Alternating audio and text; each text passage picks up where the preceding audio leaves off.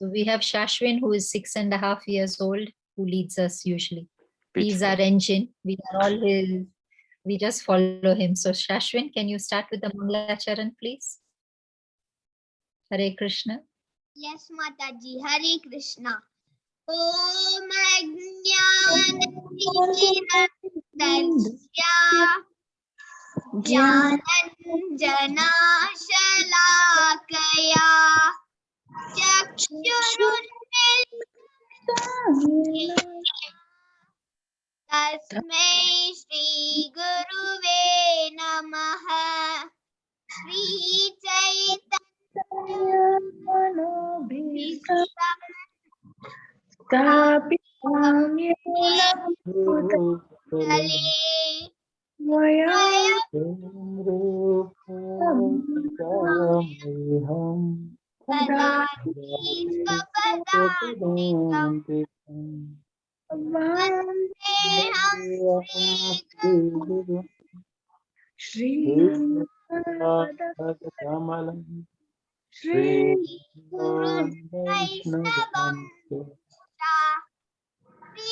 Virupam Sakrata Saganam Sajivam Sadvetam Savadum Harijana Sahitam Shri Radha Krishna Padam Sagana Lalita Shri Vishakam He Krishna Karuna Sindhu Jaganpate Gopika Gopika Radha Radhakanto Namaste Tapta Kanchana Gaurangi Radhe Vrindavaneshwari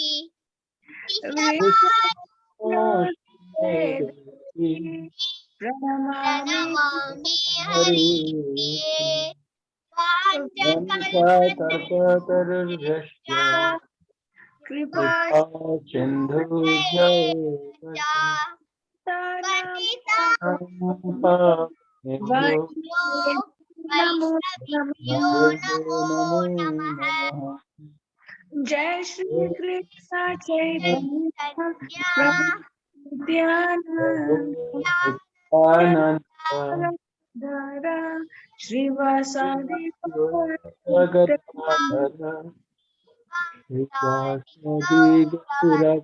Vrinda Hare Krishna Hare Krishna Krishna Krishna Krishna Hare Hare Hare Rama Hare Rama Rama Rama Hare Hare Hare Krishna.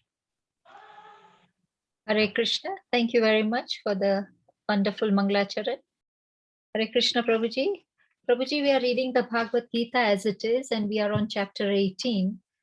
And chapter 18 is called the Perfection of Renunciation. Prabhuji, today we are on text 58, and we can read the text, translation and purport, or you can lead us. Kindly let us know how you would like us to.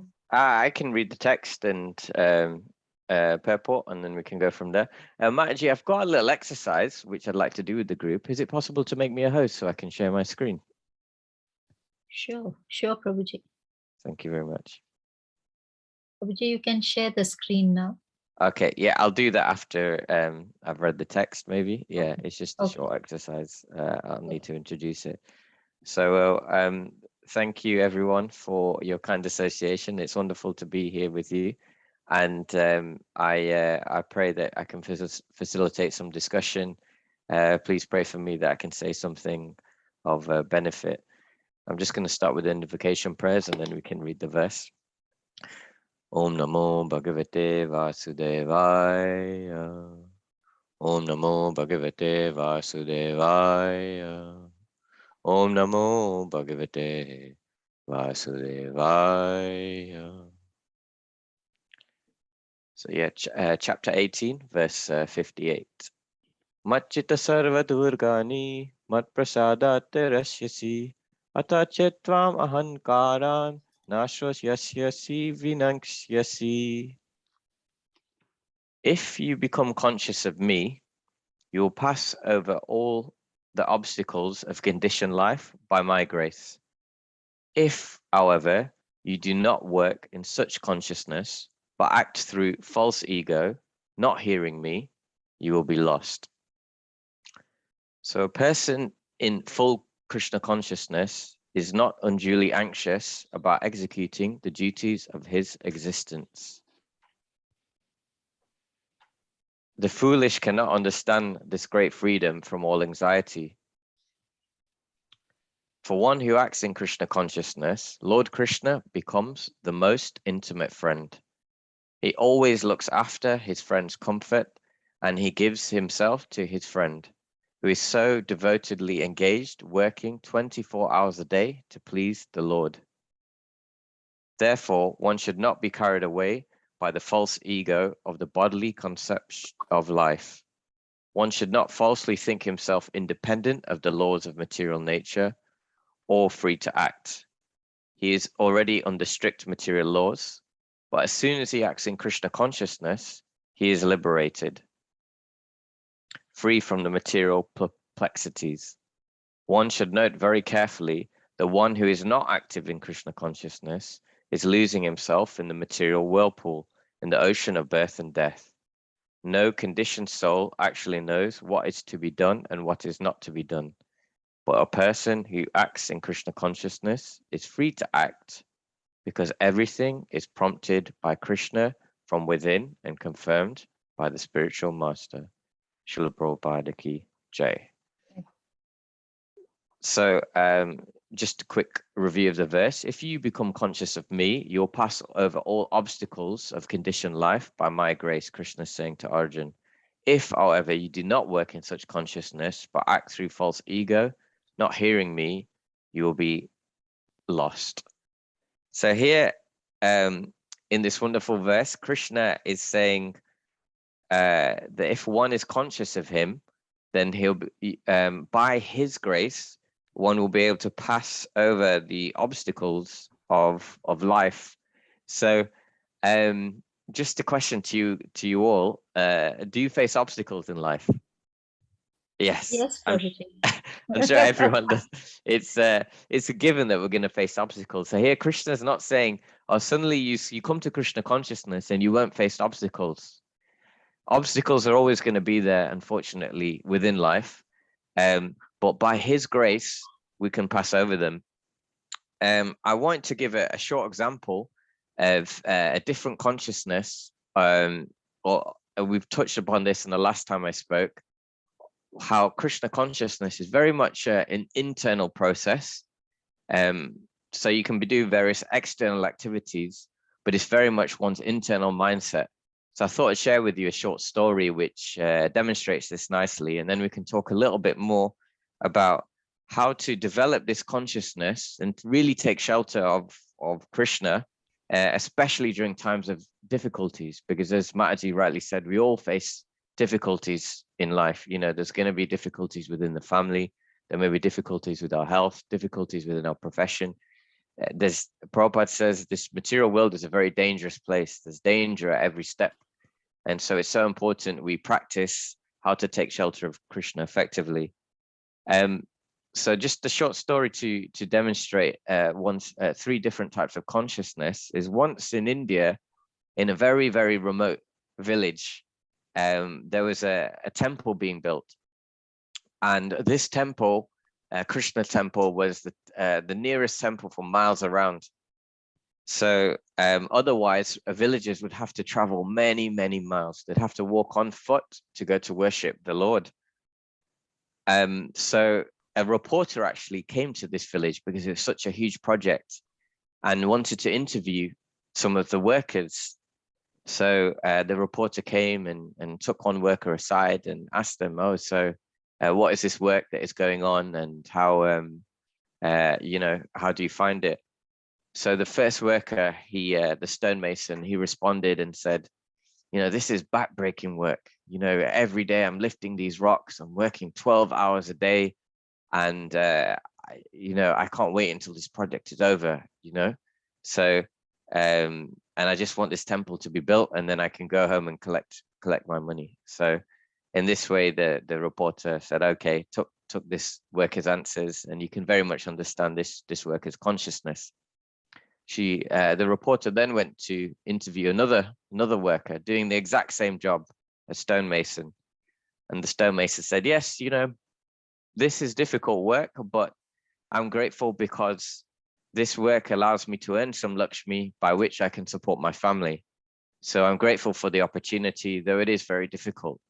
So like this, the reporter took down this man's answers for the article, and finally, the reporter interviewed one final worker, again a stonemason, doing the same job as the first two, and said, "So how do you find this work?" And the stonemason said, "It is wonderful. Every time I tap my hammer, it's like music to my ears.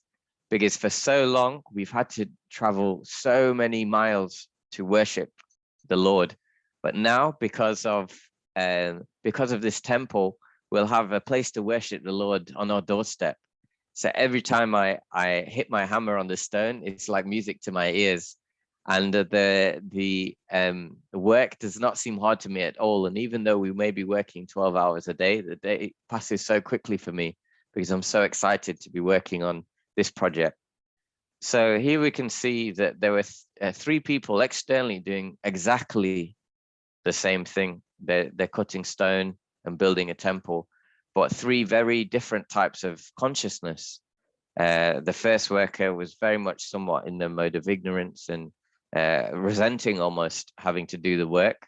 The second man, he was perhaps in the mode of passion, but he was at least doing his duty. He recognized it and seeing this work as a means to provide for his family. But the third worker very much could see the bigger picture in connection to the Lord. And that was very much more in a mode of goodness, or even you could say transcendental goodness, as he was also thinking of the Lord while he was doing the work. So this is just an example of how Krishna consciousness, again, we can all be doing the same activities, but with very different consciousness.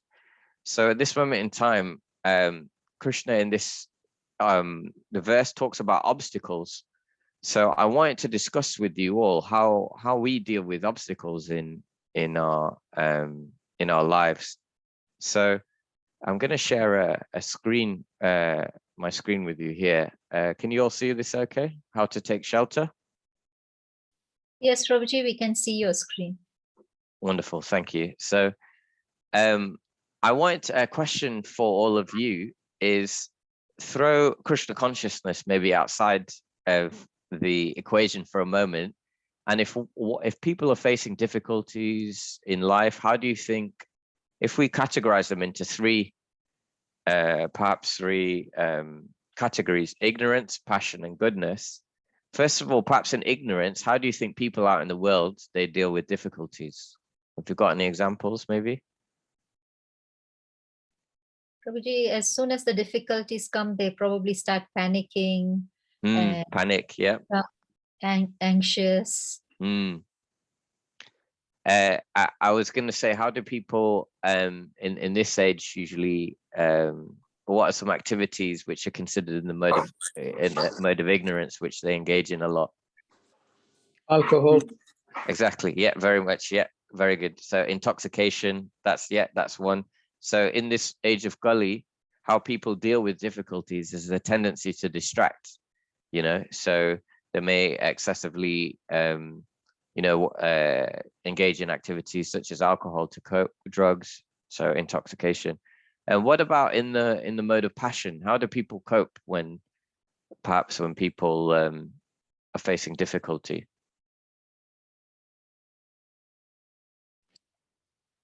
Maybe they will want to work harder to overcome the problem. Perfect. Yeah. So very good. So people will over endeavor. Sometimes, have you ever heard the phrase workaholic? So people sometimes they will bury themselves in their job and avoid dealing with difficult emotions in a difficult situation that they may be feeling. And then again, without perhaps thinking about Krishna consciousness, but what would be a good way to deal with a problem, like in the mode of goodness? There's no right or wrong answers, by the way. It can be anything. But how, for example, if you have a problem in life, how do you deal with it? What do you think is the best way to deal with it? Accept it as a, oh, sorry, okay. No, it's Mataji. Okay, you can carry on. Accept it as given by Krishna, so you just get on with it. It doesn't matter whether it's difficult or not. Okay, so accepting the problem, yeah, very good. Yes. Partha Prem Prabhu, you had something? Thank you, Prabhuji. Yeah, he thanks to God. By God's mercy, the what is the problem is come. It is very less because he had did so many bad work in the past, and he's just taking the little. He's just thanking to God in all situations. Yeah. Oh, nice, very nice. So remaining grateful even in difficult situations. So this was outside of the realms of Krishna consciousness, but I just came up with a few things here. So here we can see in the mode of ignorance, people may overeat. So that's very prevalent in this age. Distraction. So people have a tendency to distract themselves. They watch lots of movies, watch lots of television, maybe even go on holidays. They engage in behaviors which are known as risque. So risk-taking behaviors because they don't. These obstacles are so difficult that they need some distraction. And as Prabhu mentioned, intoxication is very prevalent. Now, in the mode of passion, people will somewhat a bit better than the mode of ignorance, but still avoiding the problem. So they may engage in excessive exercise, keeping busy, as we said. You may know people in life who are always busy doing something, in avoiding, certain problems. Overworking, as I said, that people can become, workaholics. And if I don't know if you've ever experienced this, but sometimes, and I'm going to talk about this later, is that sometimes if people have a problem, they may just talk about it, but they will excessively talk about this. So they will talk about, if someone has a problem, they will tell everyone, oh, did you hear what this person did? Did you hear what this Mataji did to me? Did you hear what this probably did to me? And they'll be telling everyone about it. So that is very much, you could say even ignorance, but in passion as well. But some ways to deal with this in the mode of goodness, and again, we're not quite at Krishna consciousness yet, but is a reflection. So writing, maybe writing about this, expressing one's feelings through writing. It's very powerful. It's connection to the mind. Revealing in confidence. So not telling everyone, but revealing in a confidential, in a safe space to someone that you really trust, and maybe someone senior who you respect. So that's revealing in confidence. A sincere prayer, praying, for help to overcome this difficulty. And interestingly, I said engage your nature. So each and every one of us has a different affinity or nature. And Krishna talks about this to Arjun and Prabhupada actually says this in one of his purports earlier in the Bhagavad Gita. Better to do one's own duty badly than do another person's duty. So this is what I mean by engage in nature, is that as we advance in our Krishna consciousness and as we gain a greater understanding of ourselves, if we can engage what comes naturally to us, our natural talents, this is very much in the mode of goodness and acts as a platform for us to advance spiritually. So now the next exercise is going to be a little bit more difficult. So I'm going to ask you how to take shelter within Krishna consciousness. Well, first of all, how could you take shelter within Krishna consciousness in the mode of ignorance? If not, we can go through this, but it may seem like how can Krishna consciousness be in the mode of ignorance, right? Krishna consciousness is above the modes. Okay. Approaching your senior. Prabhu, how is that in the mode of ignorance? It's a good answer. It can they can so maybe we'll look at how could you approach a senior in ignorance, in passion, and in goodness. This can be probably classified in under mode of goodness, because when you want to take the right decision in life, better you take it through the proper senior advice, so that you don't make mistakes. Probably, I think I've said it wrong in a wrong category. No. So that you said it perfectly right.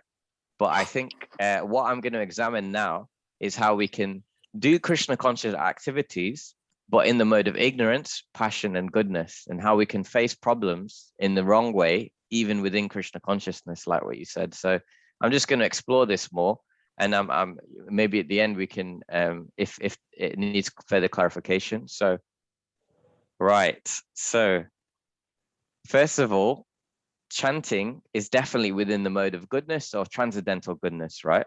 But say someone is facing a difficult problem, they have a broken leg, and rather than going to the doctor or the hospital, they will just chant excessively. That's not going to fix the problem of the broken leg, right? So in that is the mode of ignorance. One should go to the hospital, get one's legs fixed, and also continue with the chanting. But being in Krishna consciousness doesn't mean we avoid material problems. So so here I've said excessive chanting, inattentive as well, so not trying to be listened to the Lord, and avoiding the difficulties, avoiding difficult emotions, avoiding the issues. That is the mode of ignorance. And this can happen, this can happen, and even within Krishna consciousness, we can see people. A broken leg is a very gross example. But even other examples, maybe family problems, anything like that, these subtle things, rather than engaging the problem and trying to deal with it, we could avoid it and just bury ourselves in the chanting, In the mode of passion, one could be chanting, trying to chant attentively, but still avoiding the problem. And in goodness, one chants, but one also confronts the difficulties. So whether that be some problems within work, within family, an issue with a devotee, or if it's a physical problem, one also confronts that physical problem, and that would be more in the mode of goodness. Okay, so now what about engaging in service? Service for Krishna is great, right?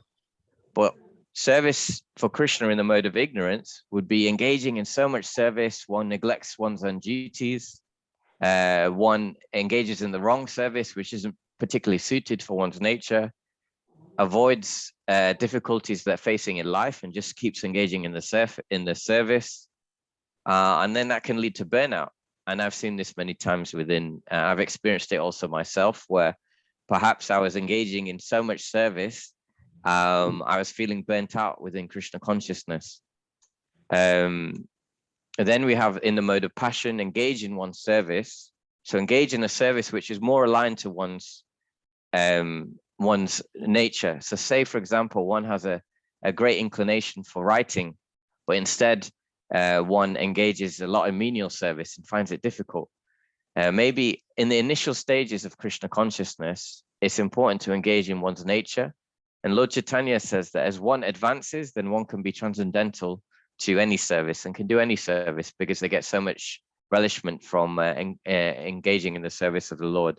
But the best way to engage in a service is confront one's issues in life, do one's duties in life, then also engage in service, but I've put with boundaries. So one is able to maintain their practice of Krishna consciousness, maintain their service, and still deal with their worldly duties, whether that's of the body, whether that's of the family, etc. So that would be more in the mode of goodness. And now Prabhuji made a brilliant point. He said, surely confronting one's seniors is in the mode of goodness, but there can be ways to confront one's seniors in the mode of ignorance. And I'm going to talk, hopefully I'll have a little bit of time to give an example of how I did this in the wrong way as well. So talking to one's seniors, you could talk to seniors about a problem that you have, but not take their advice. Just ignore it, say, okay, I've told them now, and that's it. So that would be mode of ignorance. You've gone to a senior, but you haven't really taken their advice. You could talk to seniors in a very hurried way, in confidence, That's another thing. In confidence is very important. But you quickly implement that advice. You think, yes, this is right. Let me just do this. That's in the mode of passion. Talk to seniors in confidence, reflect on the advice that they're giving you and implement it if appropriate. That is in the mode of goodness. And the reason I say this is because if you're senior, whether it's a senior member at the temple, a Shiksha Guru, or even your own Guru Maharaj, they can only give you advice based on the information that you give them. And in the situation that you're facing, there's only one person who is privy to all the information within that situation. Who is that? That is you. So Krishna has given us the intelligence to take information, take advice, but then use our intelligence to see, okay, is this really the best advice for me? I remember on one occasion, I was facing a difficult situation within my life, and I approached my Guru Maharaj for some advice on this. He gave me this advice. He said, Kamal, I think this is the route you should take. Then I contemplated, I thought about it, and I actually went back to him and said, Guru Maharaj, the advice you gave me, I think it was good, but I didn't tell you about this extra bit of detail. So I think I should take this route instead. And he agreed with me. So although it's important to take advice from seniors, it's also very important to use our intellect, use our intelligence, which Krishna has given us, reflect on this advice. And then that way we can, even though we may be practicing Krishna consciousness, we can make sure we're practicing in the mode of goodness and taking shelter in that way. So that was a little exercise I wanted to share with you all, which shows how we can kind of take shelter even within Krishna consciousness. It could be in the mode of ignorance. So it's important that we see things as have been discussed in many different ways in the mode of goodness. So I'm now going to talk a little bit more about two specific ways of taking shelter and dealing with obstacles within life. So one is prayer. So there's so many wonderful examples in the Shastras of how devotees have taken to prayer to the Lord to overcome difficulties. One of my wonderful pastime is the Brajvasis. So the Brajvasis every year would give offerings to Lord Indra.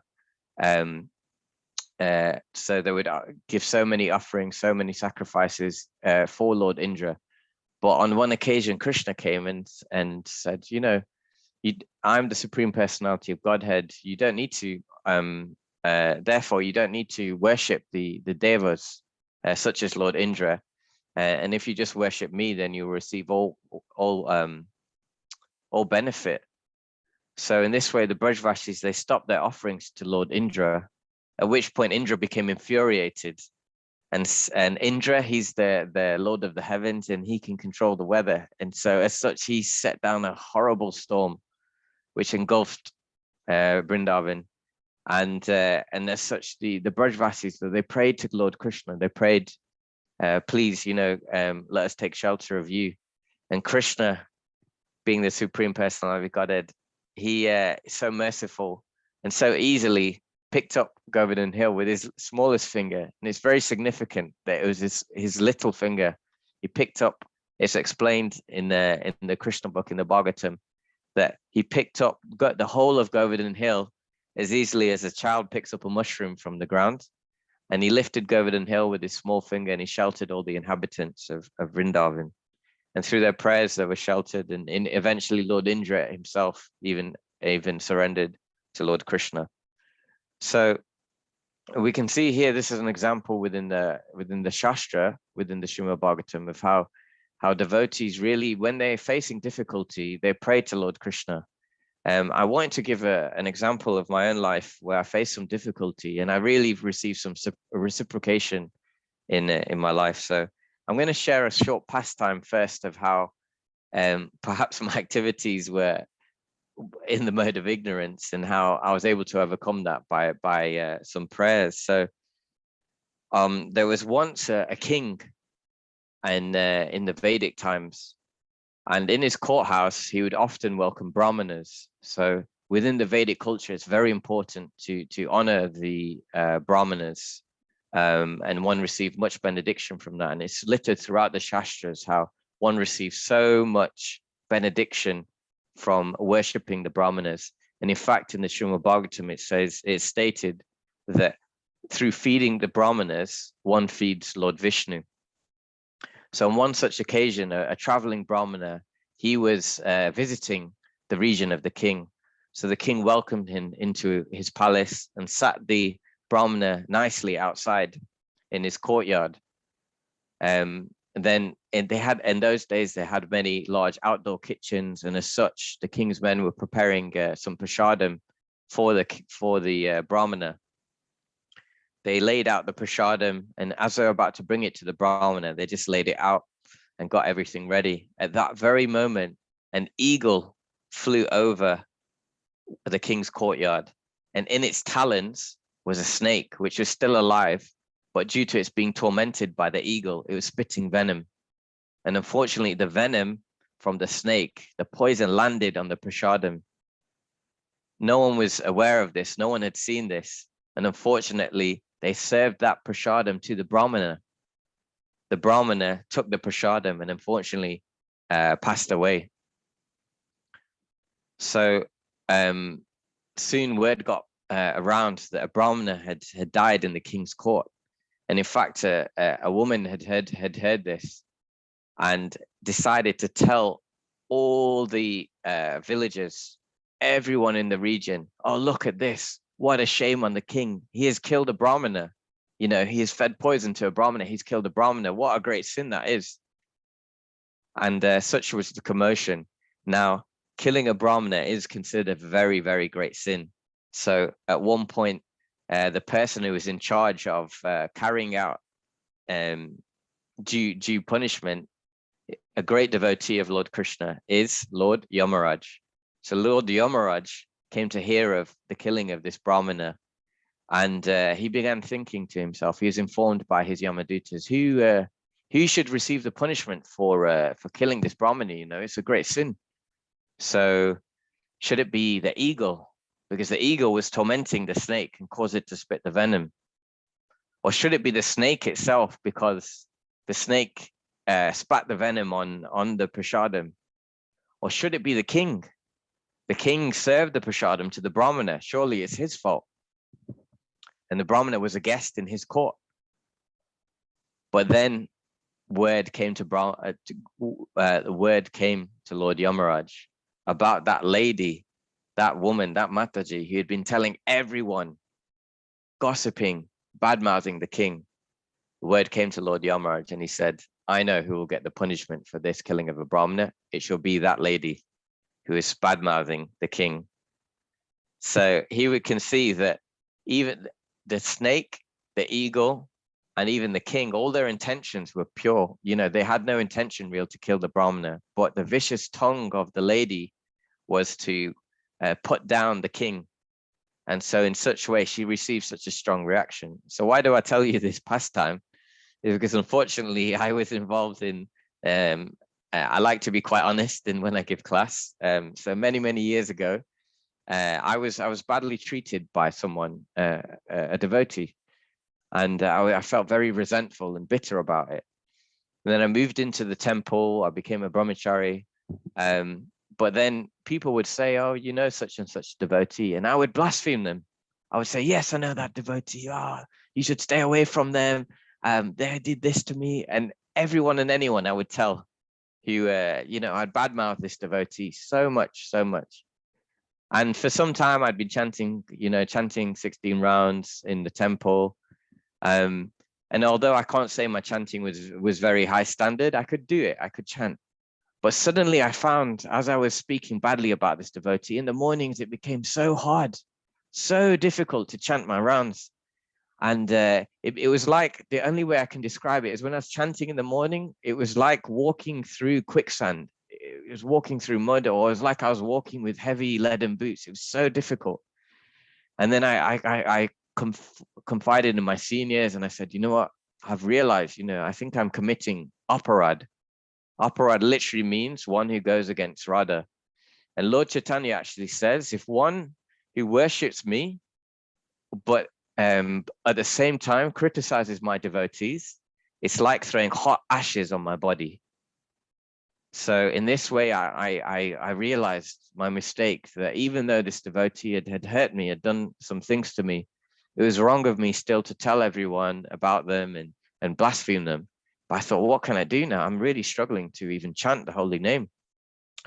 So I was advised by my senior to pray. So I prayed to Lord Radhagopalananda, I prayed to Sita Ram Lakshmana Hanuman, and I prayed to Prabhupada. And I said to Prabhupada, I'm committing such a great offense against the devotee. Please help me to improve. Please help me overcome this. And it's destroying my Krishna consciousness.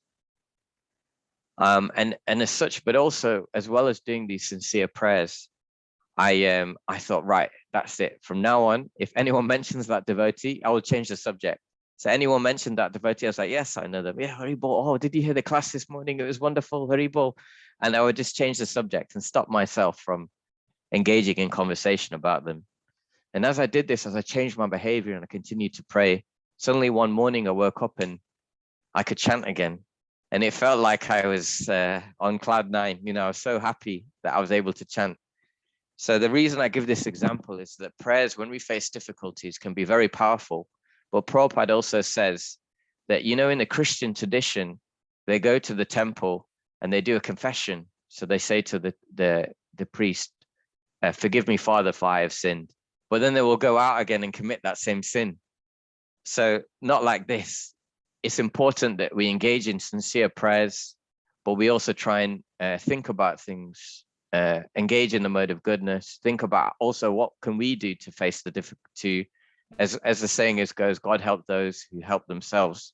So also engage our own intellect, our own intelligence, which Krishna has given us, and see if we can change our behavior. And through that, we'll be in a position to receive the mercy of Krishna. So that is one point which I wanted to make, that when we face difficulties, if we can engage in sincere prayer, but also try and change our behavior and use our intelligence to uplift our own situation, then we can receive the mercy of the Lord. And the second way in which we can perhaps overcome obstacles, and was very nicely mentioned by Prabhu earlier, was taking shelter of a devotee, taking shelter of a senior. So the final pastime I'd like to share with you all is one of someone who is formerly known as Ratnagar.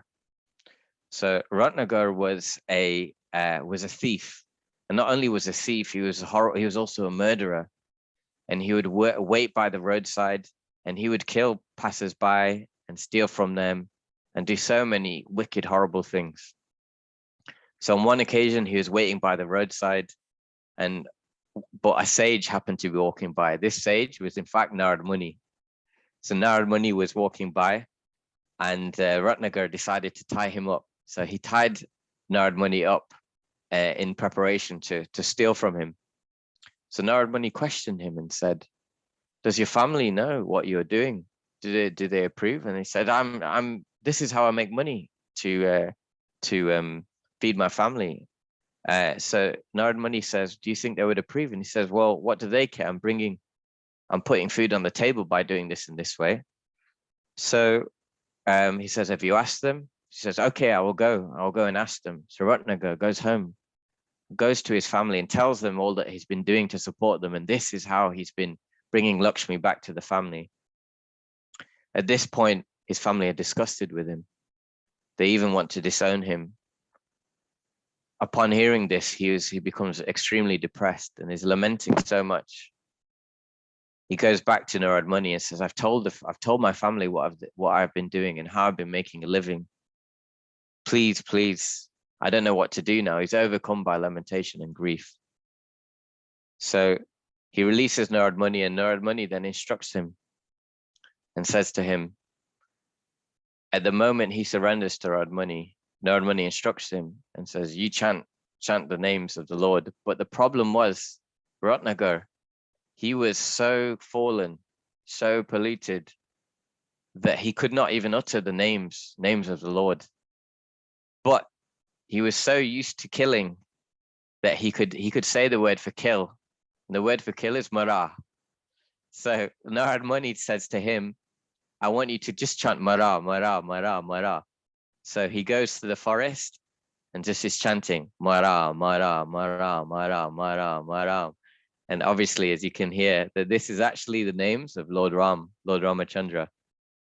And through doing this and through surrendering to Narad Muni, he actually becomes a pure devotee of the Lord and goes on to become Valmiki, who actually is the author of the Ramayana, as he's heard it from his ears. So this was just a way in which one can take shelter of a devotee and how one can overcome horrible obstacles in one's life. And finally, I'd like to kind of end before we can open up the discussion is that I'd honestly say that for a long time in my life, I saw myself as a victim, a school of difficulties. You know, the place where I grew up in the north of England. I faced a lot of racism, and I'd faced difficulties within my career and prejudice, etc. And so, as such, I saw myself very much as a victim in life. And then I met through Krishna's mercy, I met my Guru Maharaj, and I was able to speak with him for the first time. I met him in 2015. I think I spoke with him, had darshan with him for the first time in 2016. And I revealed my mind to him. And I told him all my problems and how essentially I viewed myself as a victim of circumstance of life. And he just listened. Initially, my Guru Maharaj, he just listened to everything I had to say. And then these 3 words he said to me, I will never forget. He said, Kamal, change your story.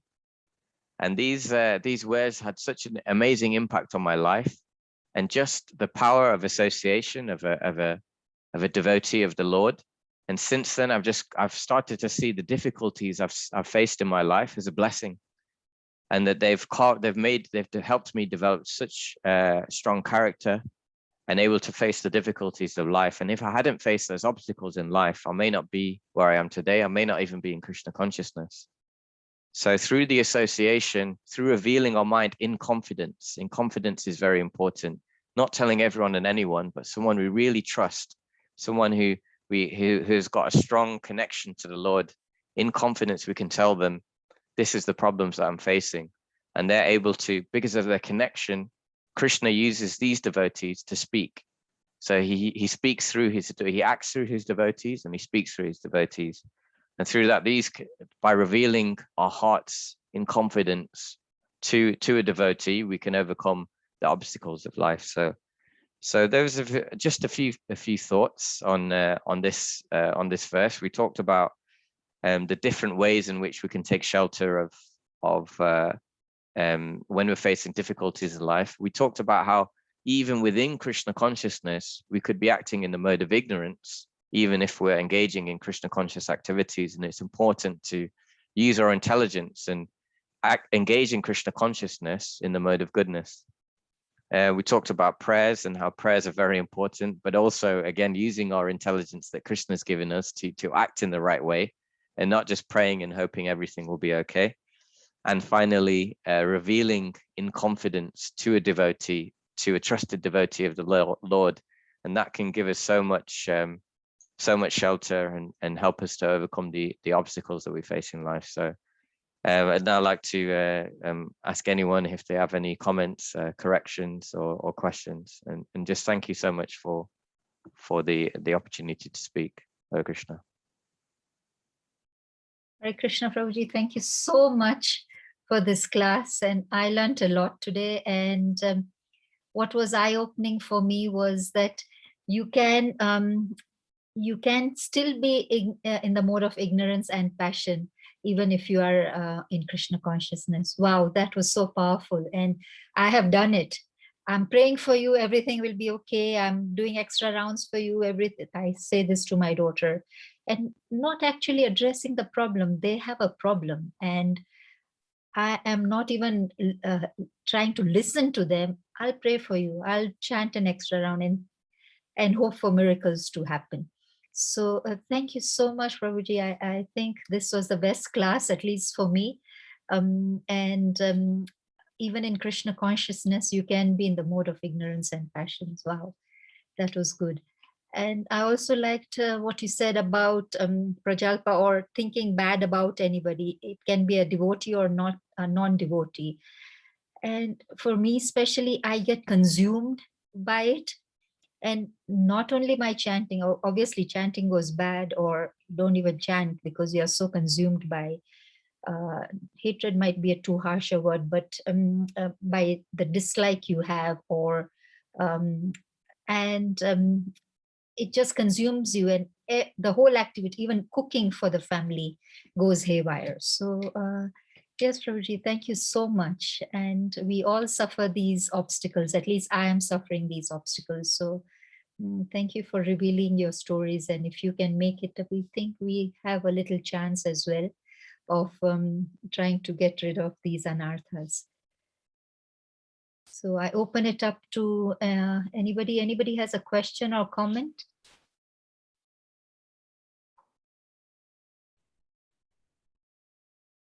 Everybody is just awed. Oh, and reverence in this class.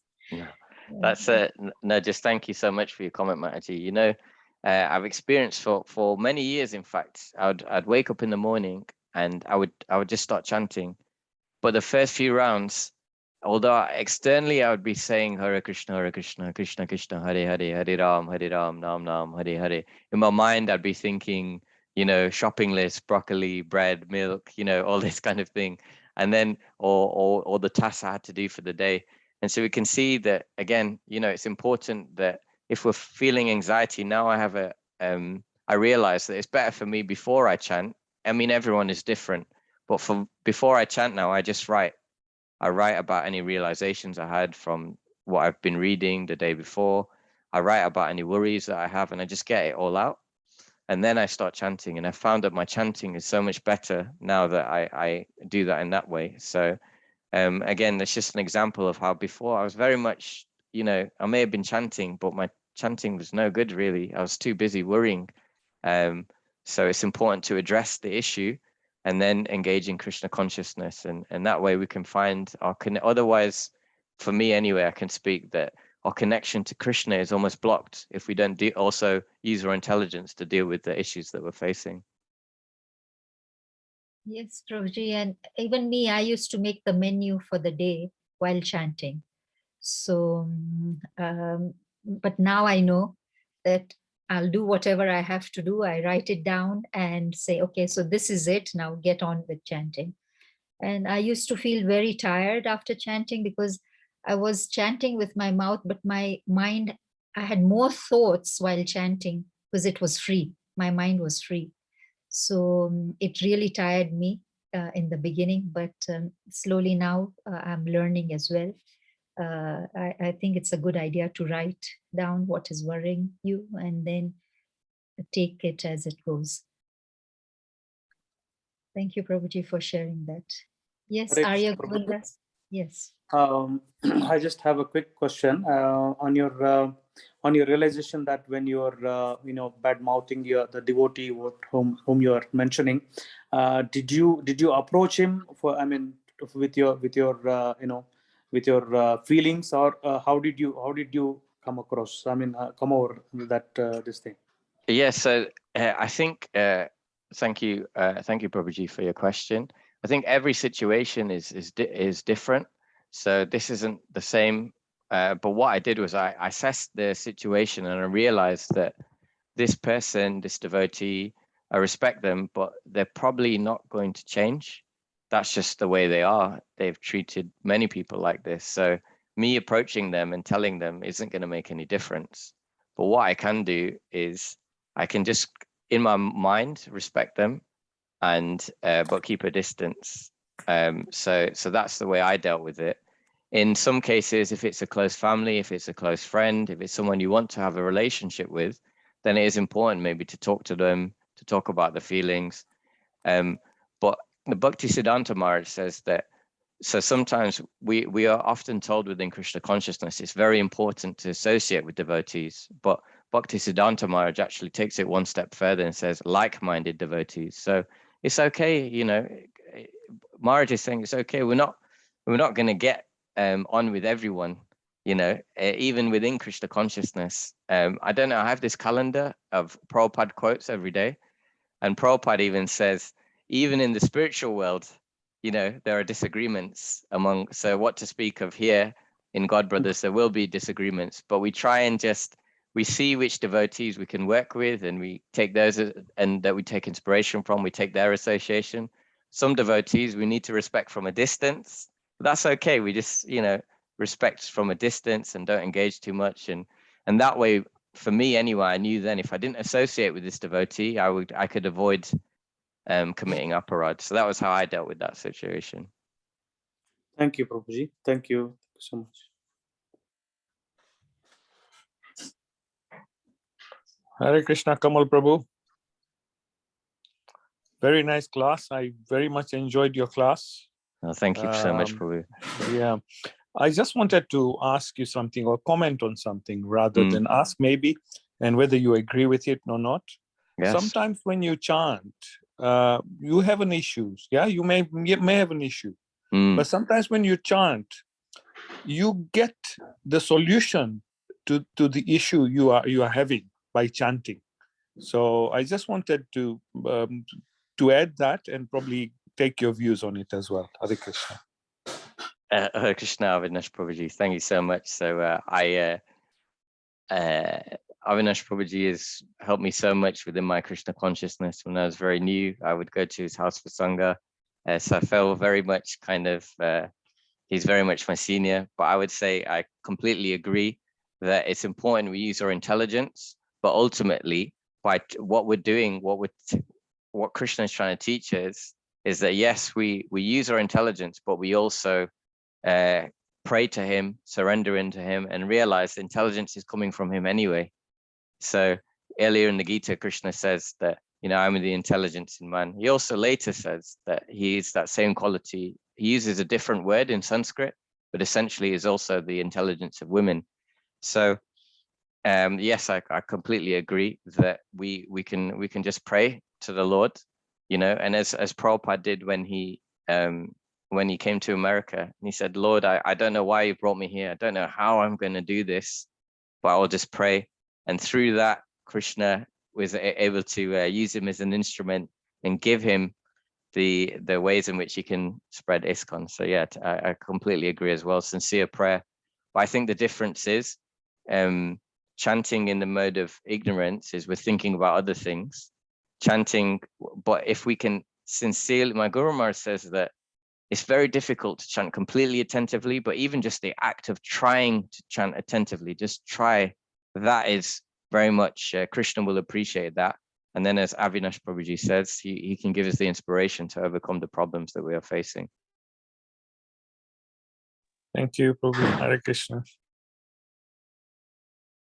Hare Krishna, are there any other questions or comments?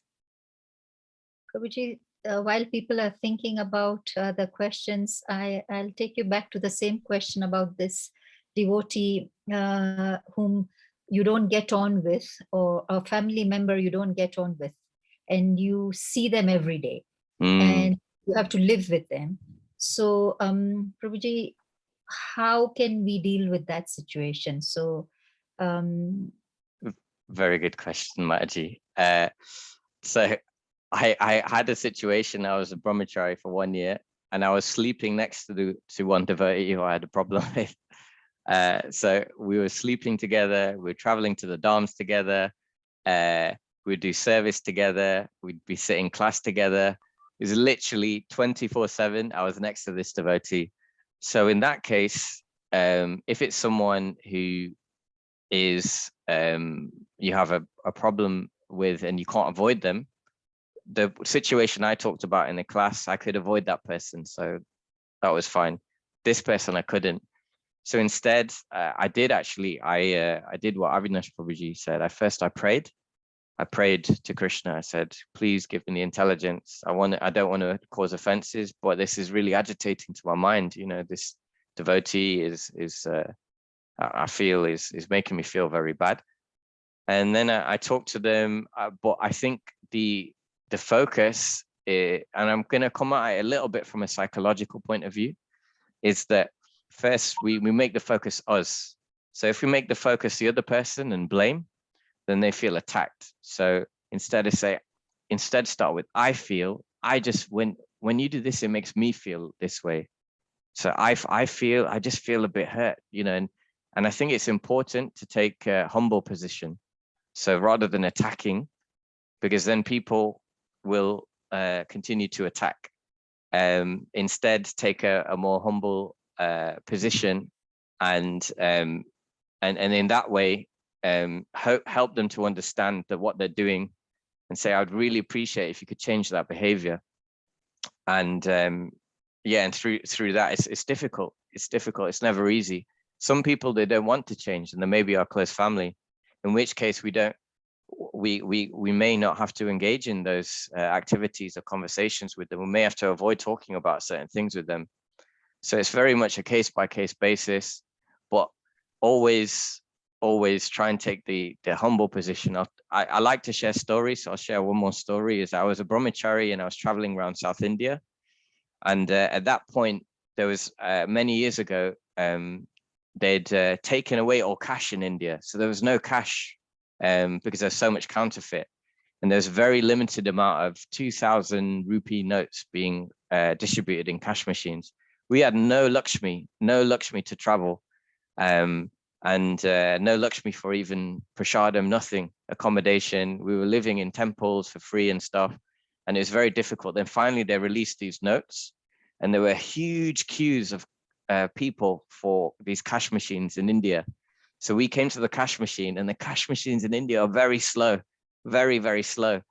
And but we needed to take out a lot of cash because we had no Lakshmi whatsoever. So we were in the room in India, the cash machines are in a room.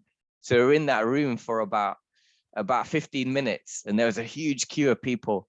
Then I came outside, and some other fellow brahmacharis who I was traveling with, needed to take cash out as well. And this man, the South Indian man, he said, he was shouting at me saying, you've been in there 15 minutes now. All of us need cash as well. And he grabbed my arm, and he was trying to pull me out of the cash machine. And then he would have pulled out all the other people as well. And then we would have had not enough Lakshmi to even have accommodation. We'd have had to sleep on the street. And so many years ago, I used to be a boxer. And this, as soon as that guy grabbed me, I was thinking, you know, if this was years ago, just quickly, you know, horrible. But then in that moment, I thought I was wearing tilak, I was wearing a dhoti, I was wearing this, and I thought, no, now I'm not a boxer anymore. I've taken on this role of I'm trying to be. I can't say I'm there yet, but I'm trying to be a devotee of Lord Krishna. So what would Krishna want me to do? So instead, what I did, I put my arms, I folded my palms, and I said, please, I'm really sorry, just please. I didn't move, but I just said, please, please. And I took the humble position. He carried on shouting for some time, and then I kept saying, just please, I'm so sorry. We've got nowhere to live. We need some Lakshmi. And I took the humble position. It was very difficult. It was hard for my ego. I have a lot of false ego, you know, a lot of pride, and it was very difficult for me. But I took that humble position, and through them, he calmed down. He had a mob with him as well, so it was quite a dangerous situation. And eventually he calmed down. We were able to get the Lakshmi, and thankfully we could continue our travels and we followed the trail of Lord Chaitanya around South India. So so when dealing with people, if we can, as difficult as it can, and if we can't take that humble position, maybe go away for a while, come back and try and take that humble position. And I think people are much more receptive when we come lower rather than when we take a high position. So that's just some humble thoughts, and I can't say I have all the answers. Thank you, Prabhuji. Yes, it's very difficult for a man probably to be in that humble position, and especially if you have to be humble and the opposite person is a female. So I can understand. Here you had a rogue probably, so that was a little more easier. But a lot of men suffer that, and it's difficult. But yes, I think that should work. Thank you very much for sharing that. Any more questions or comments? There are no more questions or comments, and we are almost about to exhaust our time. So I'll hand over to Path Prabhuji. Prabhuji, kindly take over. Hare Krishna, Prabhuji. Thank you very much. It's really a nice class.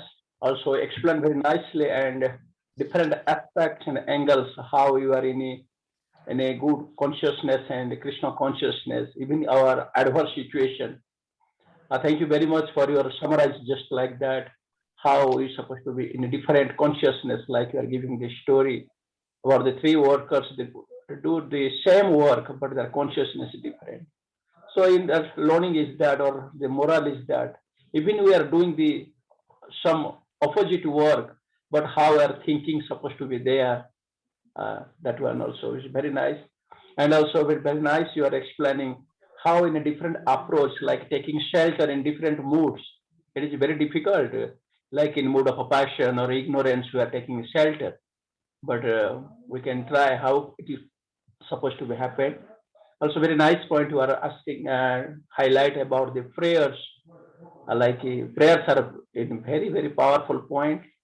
And our Bhagavatam, it is full of prayers like Kunti's prayer, Akrur's prayer, Gajraj's prayer, Gajanta's stuti, and so many prayers, Chitraketu prayers. It is very powerful, and this is a very power aspect. And we think we're supposed to be pray, sincerely, genuinely cry like a infant of her mother. That prayers is a very applicable way and very right way. So we can supposed to be overcome these challenges and other things. Also, thanks you very much about the pastime of Balmiki, how he's supposed to be a degraded soul by the association of a great devotee. And he tried to develop. It's not like means, oh, okay, you're giving the advice, I take in the association of the great devotee, then you go your way, I am supposed to stay in my way. It's not like that. If we're getting some instruction or advice, if we really want to change, we're supposed to accept that one. In good, genuine, and by the intelligence, like in a mood of a goodness, in intelligence, we can choose, is this mentor is good or it is helpful or not. So we can do that one.